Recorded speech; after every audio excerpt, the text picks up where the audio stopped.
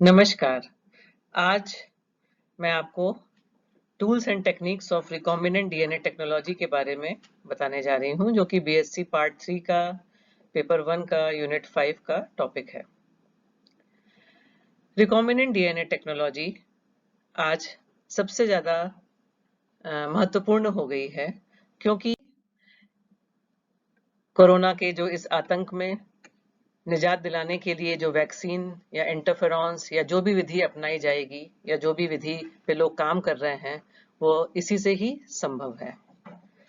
इस टॉपिक में हम सबसे पहले आपको बताएंगे कि प्लाज्मिड्स क्या होते हैं, क्योंकि प्लाज्मिड सबसे इम्पोर्टेंट हैं। वो एक माध्यम है कि किस प्रकार से वेक्टर के रूप में वो काम करके डीएनए के उस मॉलिक्यूल को पहुंचाते हैं और मल्टीप्लाई कराते हैं, जिसको हम क्लोन कहते हैं।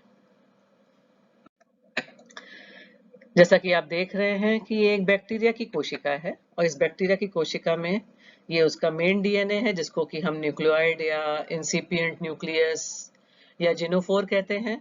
इसके अलावा बैक्टीरिया में कुछ और छोटे छोटे डीएनए के सर्कल्स होते हैं, जिसको प्लाज्मिड्स कहते हैं। प्लाज्मिड्स स्वद्विगुणित होते हैं, इनका द्विगुणन स्वयं होता है, सेल्फ रेप्लिकेटिंग होते हैं, सर्कुलर मॉलिक्यूल हैं, क्लोज्ड हैं, डबल हेलिकल हैं, डबल स्ट्रैंडेड हैं और कोवेलेंटली बॉन्डेड हैं। इनकी सबसे बड़ी विशेषता ये है कि यह मॉलिक्यूल स्वयं द्विगुणन जो करते हैं, उसकी वजह से क्लोन बनाना संभव हो पाता है।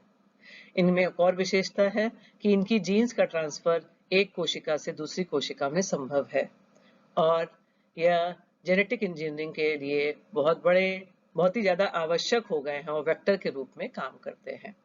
इसके अलावा ईस्ट और कुछ वायरसेस यानी कि बैक्टीरियोफेज वगैरह भी उपयोग किए जाते हैं प्लाज्मिड्स में। आप ये प्लाज्मिड की आकृति देख रहे हैं, उसका डिटेल्ड है।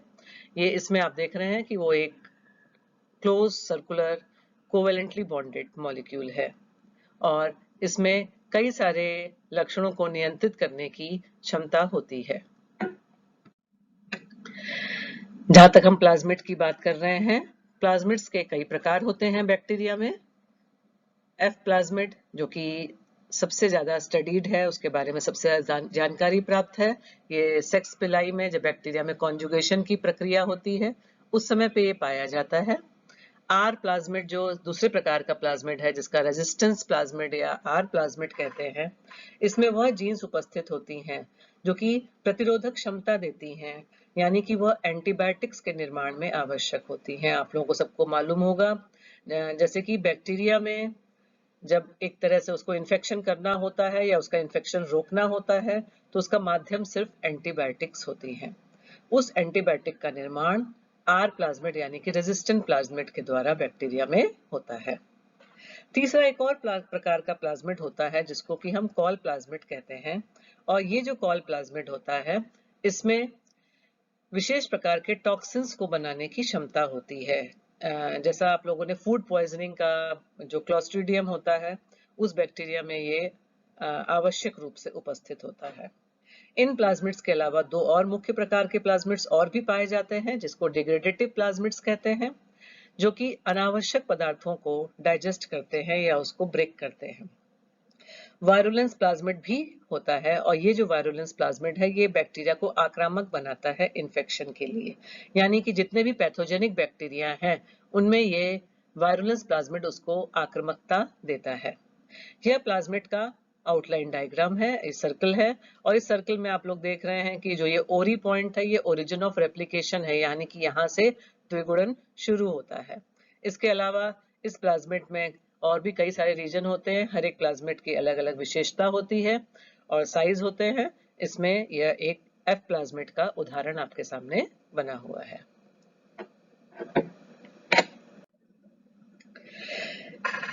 इन प्लाज्मिड्स के अलावा एक बहुत ही महत्वपूर्ण प्लाज्मिड है, जिसका नाम है टीआई प्लाज्मिड, जो कि एग्रोबैक्टीरियम ट्यूमिफेशियंस नामक बैक्टीरिया से प्राप्त होता है।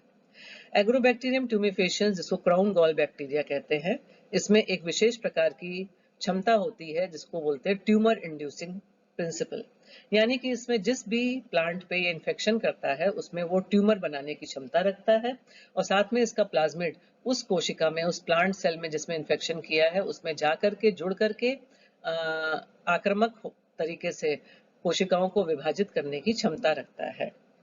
वैज्ञानिकों ने इसका उपयोग जीन क्लोनिंग में रिकॉम्बिनेंट डीएनए टेक्नोलॉजी में किया है। इस टीआई प्लाज्मिड की आप आकृति में देखेंगे, ये इसका वेरुलेंस रीजन है जो कि इसको अटैक करने का या इन्फेक्ट करने की क्षमता देता है। ये इसका ओरी पॉइंट है जहां से इसका द्विगुणन यानी कि रेप्लिकेशन की प्रक्रिया शुरू होती है।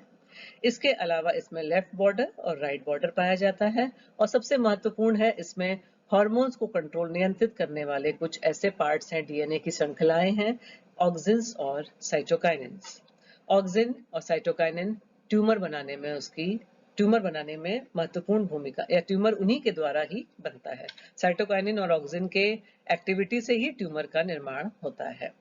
ये टीआई प्लाज्मिड आजकल एक बहुत बड़ा माध्यम बन गया है, बहुत महत्वपूर्ण वेक्टर हो गया है, जिसके द्वारा रिकॉम्बिनेंट डीएनए टेक्नोलॉजी में हम उसको कई जगहों पे प्लांट्स में उपयोग कर सकते हैं। अब सबसे महत्वपूर्ण प्रश्न है क्या कि जो डीएनए हमें क्लोन करना है वह किस प्रकार से पाया जाए, यानी कि उसको हम बोलते हैं क्या फॉरेन डीएनए या एलियन डीएनए, और उसके द्वारा जो हमको डीएनए के फ्रेगमेंट प्राप्त होता है उसको हम बोलते हैं इंसर्ट। उसको बोला जाता है क्या? इंसर्ट। ये जो इंसर्ट होता है उसको प्राप्त करने के लिए पहले हम उस प्लांट के उस टिश्यू का सस्पेंशन बनाते हैं। सस्पेंशन बनाने के साथ साथ उसकी लाइसिस करते हैं लाइसोजाइम्स के द्वारा, और सेल की लाइसिस होने के साथ साथ उसमें डिटर्जेंट डालते हैं ताकि लिपिड्स का मोबिलाइजेशन हो जाए। अधिकतर जो डिटर्जेंट यूज होता है वो होता है सोडियम डोडिसाइल सल्फेट, और उसके पश्चात डीएनए प्रेसिपिटेट कराते हैं अल्कोहल के माध्यम से, और उस इंटरफेज में आप देख रहे हैं डीएनए प्रेसिपिटेट हो रहा है। उसको प्राप्त करने के लिए, उसको अलग करने के लिए उस इंसर्ट को एक ग्लास रॉड से उसको अलग अलग ट्रोल करते हैं, घुमाते हैं, और फिर उस डीएनए को एक सॉल्यूशन में उसको वाटर में या कुछ माइल्ड पीएच में उसको डिसॉल्व करके रखते हैं। इस प्रकार से हमारे पास में वो डीएनए उपस्थित है जिसे हमें क्लोन करना है। और अब वो जो डीएनए उपस्थित है उसका एक माध्यम तो है कि हम डायरेक्टली डीएनए प्राप्त कर लें, परंतु दूसरा एक बहुत ही उपयोगी माध्यम है कि हम cDNA का निर्माण करें। cDNA यह तभी संभव है जब हमारे पास में mRNA उपस्थित होता है। mRNA यानी कि messenger RNA, eukaryotic messenger RNA की पहचान होती है कि 3 प्राइम एंड पे उसमें पॉली ए टेल प्रेजेंट होती है। पॉली ए टेल मतलब लगातार उसमें एडेनिन एडेनिन उपस्थित होता है। इसके पश्चात वहां पर ओलिगो डीटी यानी कि हम न्यूक्लियोटाइड ऐड करते हैं थाइमिन का, जो कि एडेनिन से कॉम्प्लीमेंट्री होता है, और रिवर्स ट्रांसक्रिप्टेज एंजाइम का उपयोग करते हैं। रिवर्स ट्रांसक्रिप्टेज एंजाइम का उपयोग करते हुए फिर डीएनए का निर्माण होता है, जिसको कॉम्प्लीमेंट्री डीएनए या cDNA कहते हैं। ये आप देख रहे हैं कि ये जो है पूरा cDNA का निर्माण हो रहा है। cDNA के निर्माण के पश्चात वो जब डीएनए आगे ट्रांसक्रिप्टेज एक्टिविटी कंटिन्यू होती जाती है तो वहाँ पे हेयर पिन लूप का निर्माण होता है, परंतु वहां पर अब उसको उसके पेरेंटल mRNA से अलग करना होता है, जिसके लिए सोडियम हाइड्रोक्साइड का उपयोग करता है, जो कि आपस में दोनों जुड़ ना जाए इसलिए वो हाइड्रोजन बॉन्ड बनने से रोकता है। और सोडियम हाइड्रोक्साइड के एक्टिविटी के पश्चात अब हमें प्राप्त होता है क्या? cDNA। ये जो cDNA होता है इसमें डीएनए पॉलीमरेज 1 की एक्टिविटी कराकर डीएनए पॉलीमरेज 1 क्या करता है, आगे उस डीएनए की श्रृंखला को लगातार बढ़ाता जाता है, और कॉम्प्लीमेंट्री बेसिस उसमें जुड़ती चली जाती हैं, और कुल मिलाकर आप देख रहे हैं यहाँ पे डबल स्ट्रैंडेड डीएनए का निर्माण हो गया है। ये जो डबल स्ट्रैंडेड डीएनए है उसमें शुरू में उसका जो हेयर पिन था उसको हटाना आवश्यक हो जाता है, जिसके लिए S1 न्यूक्लियेज नामक एंजाइम का उपयोग किया जाता है। ये S1 न्यूक्लियेज एंजाइम इसमें डीएनए को डबल स्ट्रैंडेड बना देता है, और डबल स्ट्रैंडेड डीएनए cDNA अब हमारे पास में उपस्थित है, हमारे पास में है, जिसको हम आगे क्लोनिंग के लिए और रिकॉम्बिनेंट बनाने के लिए उपयोग में ला सकते हैं। अब प्रश्न उठता है कि ये सब पूरी विधि करने के लिए हमारे पास में क्या हथियार हैं, और उसमें मुख्यतः जो हथियार है, एक तो प्लाज्मिड्स हो गए, वेक्टर्स हो गए, फॉरेन डीएनए हो गया, और उसके बाद सबसे महत्वपूर्ण है एंजाइम्स। एंजाइम्स को 3 श्रेणियों में बांटा जाता है, न्यूक्लियेज, डीएनए मॉडिफायर्स और डीएनए लाइगेज। न्यूक्लियेज यानी कि जो डीएनए की श्रृंखला को, डीएनए की जो डबल स्ट्रैंड है उसको ब्रेक करें, यानी कि वो कैंची की तरह, या उनको डीएनए के सीजर्स कहा जाता है, कैंची की तरह काम करते हैं या डीएनए सीजर्स की तरह काम करते हैं। और उसमें सबसे महत्वपूर्ण, उसमें 3 श्रेणियां होती हैं, रिस्ट्रिक्शन एंडोन्यूक्लियेज, रिस्ट्रिक्शन एक्सोन्यूक्लियेज और राइबोन्यूक्लियेज एच। रिस्ट्रिक्शन एंडोन्यूक्लियेज जो होता है, ये सबसे महत्वपूर्ण है। इसके 3 प्रकार होते हैं, restriction endonuclease 1, 2 and 3। Restriction endonuclease 2 सबसे महत्वपूर्ण है क्योंकि ये हाईली स्पेसिफिक है। स्पेसिफिक मतलब ये अपनी इसकी साइट पैलिंड्रोमिक साइट होती हैं जिसपे ये कट करता है। पैलिंड्रोमिक साइट का मतलब क्या हुआ कि 5-3- से और 3-5- जो कॉम्प्लीमेंट्री स्ट्रैंड्स हैं वो ठीक विपरीत अगर उनको पढ़ा जाए तो बिल्कुल एक समान होते हैं, जिसको हम बोलते हैं उल्टा सीधा एक समान। अब वो जो साइट्स होती हैं उनकी वो निश्चित स्थान होते हैं जहां पे वो अपनी एक्टिविटी करते हैं।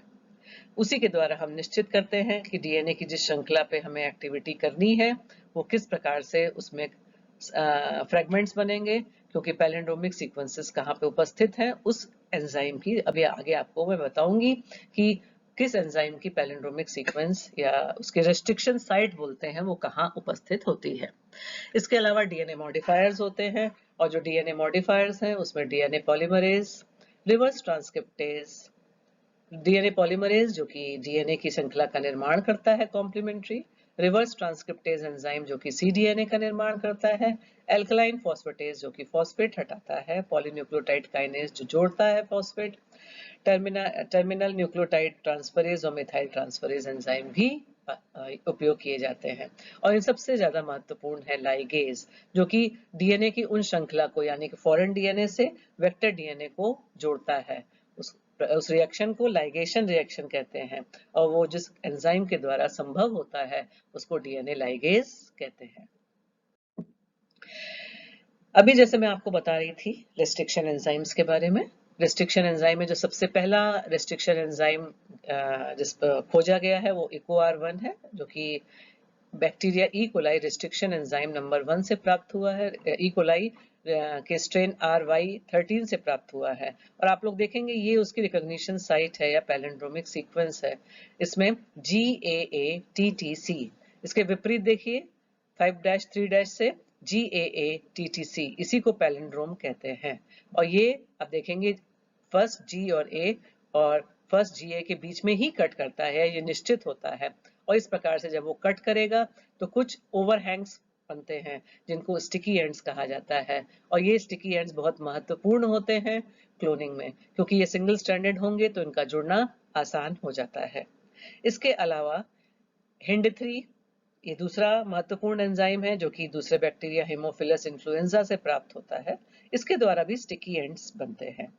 BAMH1 बैसिलस अमाइलोक्यूफिन से प्राप्त होता है, इसके द्वारा भी स्टिकी एंड्स बने होते हैं, और ये आप सब देख रहे हैं ये सब उनकी क्या है, पैलिंड्रोमिक साइट्स हैं जिसके द्वारा ये स्टिकी एंड्स बनना संभव होता है। SAL1 स्ट्रेप्टोमाइसिस से प्राप्त होता है, परंतु इसके अलावा कुछ ऐसे भी रेस्ट्रिक्शन एंजाइम होते हैं जिसके द्वारा ब्लंट एंड्स बनते हैं। ब्लंट एंड्स मतलब वह देखेंगे आप लोग कि जैसे BAL1 है या He3 है, हेमोफिलस से प्राप्त हुआ है, इसमें इसकी सीक्वेंस है GGCC। इसके ठीक विपरीत आप 5-3- में पढ़ेंगे तो ये भी GGCC है, परंतु ये सीधा G और C के बीच में ऐसे सीधा कट कर रहा है, यानी इसके द्वारा स्टिकी एंड्स बनना संभव नहीं है। इस प्रकार के जो एंड्स बनते हैं उनको ब्लंट एंड्स कहते हैं, और आवश्यकता के अनुसार पैलिंड्रोमिक सीक्वेंस उस डीएनए में कहाँ उपस्थित है उसके आधार पे एंजाइम निश्चित किए जाते हैं। वेक्टर्स जो कि क्लोनिंग के लिए अति आवश्यक है, उनके 4 मुख्य प्रकार होते हैं, प्लाज्मिड्स, लैम्डा बैक्टीरियोफेज, कॉस्मिड्स और ईस्ट आर्टिफिशियल क्रोमोसोम। प्लाज्मिड जिसका विवरण मैं आपको शुरू में बता ही चुकी हूँ, जो कि सर्कुलर डीएनए के मॉलिक्यूल्स हैं, और इसमें करीब 5 से 10 kb का इंसर्ट जोड़ा जा सकता है। Lambda bacteriophage linear viral DNA के मॉलिक्यूल्स होते हैं जिसमें 20 किलो बेस का साइज का इंसर्ट जुड़ सकता है। कॉस्मिड और ईस्ट आर्टिफिशियल क्रोमोसोम ये अति विकसित है और इसमें एक हाइब्रिड कॉस्मिड में बनाया गया है जिसमें कि प्लाज्मिड और फेज को जोड़ करके 50 किलो बेस तक का इंसर्ट जोड़ा जा सकता है। इसकी कैपेसिटी बहुत ज्यादा होती है। और लेटेस्ट एक और आया है ईस्ट आर्टिफिशियल क्रोमोसोम, जिसमें कि डीएनए ईस्ट का होता है, साथ में उसके क्रोमोसोम का पार्ट सेंट्रोमियर, टेलोमियर और ओरिजिन ऑफ रेप्लिकेशन होता है और इसमें करीब 1000 किलो बेस तक का डीएनए जोड़ा जा सकता है।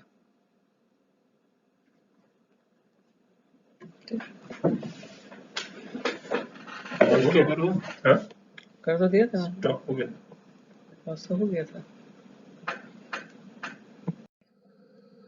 अब ये जो मैंने आपको सब बताया ये किस प्रकार से संभव है, यानी कि इस फ्लो चार्ट में आप देख रहे हैं कि सबसे पहले बना है क्या, सबसे पहले उपस्थित है हमारे पास में प्लाज्मिड और उस प्लाज्मिड में रेस्ट्रिक्शन एंजाइम से उसको कट किया है और उसका एंड ओपन हो गया है, वो लीनियर हो जाता है। दूसरी तरफ इंसर्ट डीएनए यानी कि फॉरेन डीएनए है जो रेड कलर की लाइन है और दोनों को सेम रेस्ट्रिक्शन एंजाइम से कट करते हैं। सेम रेस्ट्रिक्शन एंजाइम से कट करने के बाद उसको जोड़ने के लिए लाइगेशन रिएक्शन होता है जिसमें कि डीएनए लाइगेज का उपयोग किया जाता है।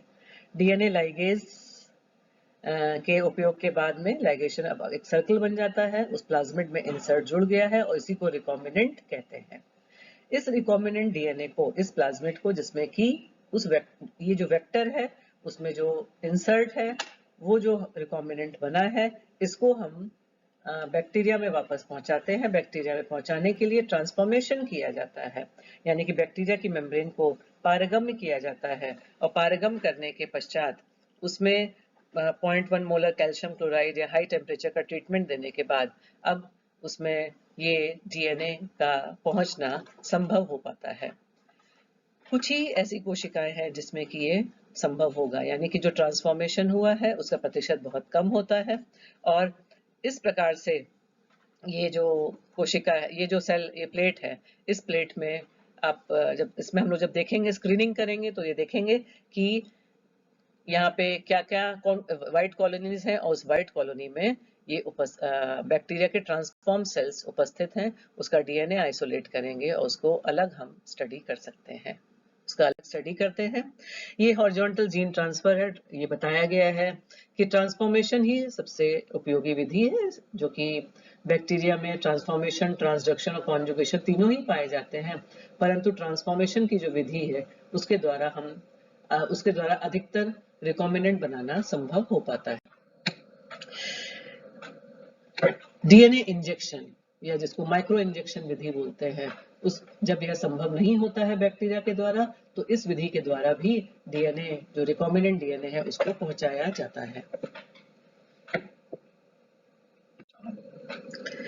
ट्रांसफॉर्म सेल्स का सिलेक्शन, जैसा कि आप देख रहे हैं, ये प्लाज्मिड है जिसमें कि एंटीबायोटिक रेजिस्टेंस जीन है। जब उसमें इंसर्ट हम अटैच करते हैं तो वो मार्कर की तरह काम करती है उसके एंटीबायोटिक रेजिस्टेंस, और ट्रांसफॉर्मेशन होने के बाद में जब प्लेट पे बैक्टीरिया की कॉलोनी ग्रो करती है तो जो सफेद कॉलोनी है वो बताती है क्या, कि वहां पर ट्रांसफॉर्म सेल्स प्रेजेंट हैं। और वो क्यों? क्योंकि उसमें एंटीबायोटिक रेजिस्टेंस वाले प्लाज्मिड्स हैं और उसके द्वारा हम स्क्रीनिंग कर सकते हैं। ये सब विधि के द्वारा हमें प्राप्त हो जाता है रिकॉम्बिनेंट बैक्टीरिया में। अब उसका उपयोग तरह तरह से किया जाता है, जैसे सबसे उपयोगी अभी जो हो रहा है, सबसे कॉमन है ह्यूमन इंसुलिन, जिसको ह्यूमोलिन कहते हैं। और ये जो ह्यूमन इंसुलिन है, बैक्टीरिया की सेल में ह्यूमन जीन को, इंसुलिन की जीन को क्लोन करके ट्रांसफॉर्म किया गया है और उसके द्वारा हम अब प्रचुर मात्रा में ह्यूमोलिन यानी कि ह्यूमन इंसुलिन प्राप्त करते हैं और उसका इंजेक्शन अब सभी के लिए आसानी से प्राप्त हो गया है। इसके अलावा human growth hormone, calcitonin, chronic gonadotropin इत्यादि, ये सब जो उदाहरण दिए हुए हैं, ये भी रिकॉम्बिनेंट डीएनए टेक्नोलॉजी के ही सब उसके ही प्रोडक्ट्स हैं। और सबसे इम्पोर्टेंट है वैक्सीन, और कोरोना का जैसे मैं शुरू में आपको बता ही चुकी हूँ, आने वाले टाइम में इसी विधि के द्वारा वैक्सीन का निर्माण किया जाए, इसी विधि के माध्यम से या उसका उपयोग करते हुए वैक्सीन का निर्माण संभव हो पाएगा।